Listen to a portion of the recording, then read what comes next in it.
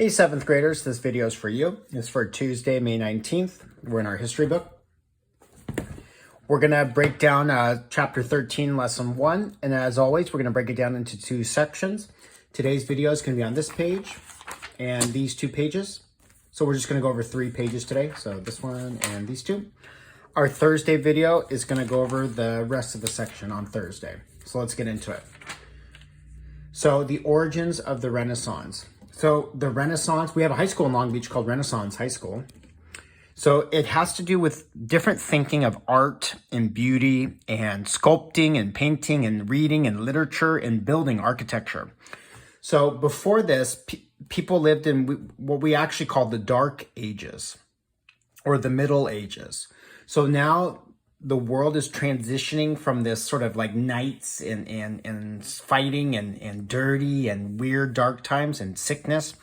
And it's changing into this R word called the Renaissance. Remember, that's a high school in Long Beach as well. Okay, let's see what happened to make this so. There we go. Okay.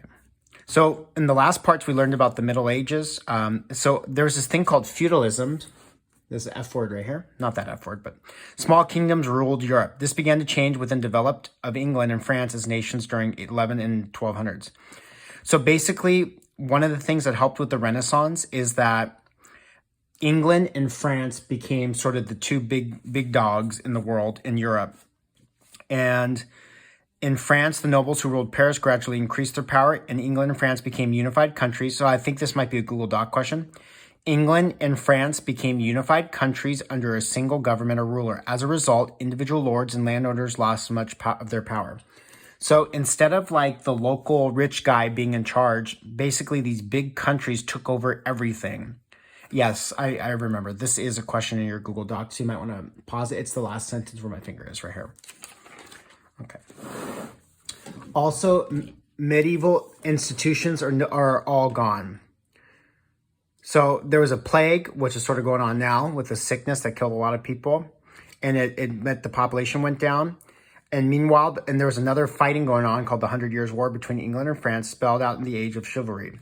The war featured the use of longbow, which could penetrate armor from a long distance. This is one of your vocabulary words. Longbow is like a bow and arrow, but it's super bigger, and you can basically shoot it. It's like a sniper of a bow and arrow. You could shoot it longer. And people were wearing like body armor or chain link over their chest.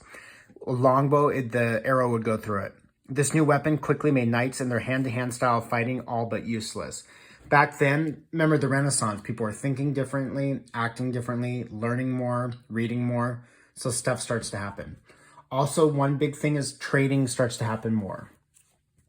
There's this huge thing called the Silk Road. And basically, it reopens. And this was basically like think of it like a freeway. But remember, no cars, you had to walk it. And it basically connected Europe with China. And it was 5,000 miles long. And one of the people that used it a lot were the Mongol empires. They brought security to the region, which led to the increase in trade along the Silk Roads during the 1200s. So we're talking 800 years ago. Then there's this guy named Marco Polo. Yes, like the game you play in the pool. Marco Polo, Marco Polo. Yes, that was a real person, by the way. He was an explorer that started a journey along the road. Eventually, he reached China. So if you look over here, this map, and there's a copy of this in your Google Classroom. He basically he's Italian. Venice is a city. And he went all along here and ended up in China. That's basically the Silk Road. I mean, that's crazy. It's crazy. I mean, now we can't even go outside, but back then, Marco Polo, before I tell you, how long do you think it took him to go that far? How long do you think it took him? 24 years. Oh, who said 24 years? Great job. Yeah, it says right here too. It took him 24 years to go there and back. So he was gone from his homeland in Italy. And for 24 years, he was trading, and he became back rich. And what makes Marco Polo famous today is he kept a book or a diary or a journal with all of this stuff. Let's read something from his diary. So Marco Polo said, no fewer than 1,000 carriages and pack horses loaded with raw silk made their daily entry, and gold tissues and silks of various kinds are manufactured to an immense extent. It's basically like the gold rush that we had here in California. he was telling people, yes, there's trading going on. Yes, you can get rich if you go to the Silk Road and do some trading.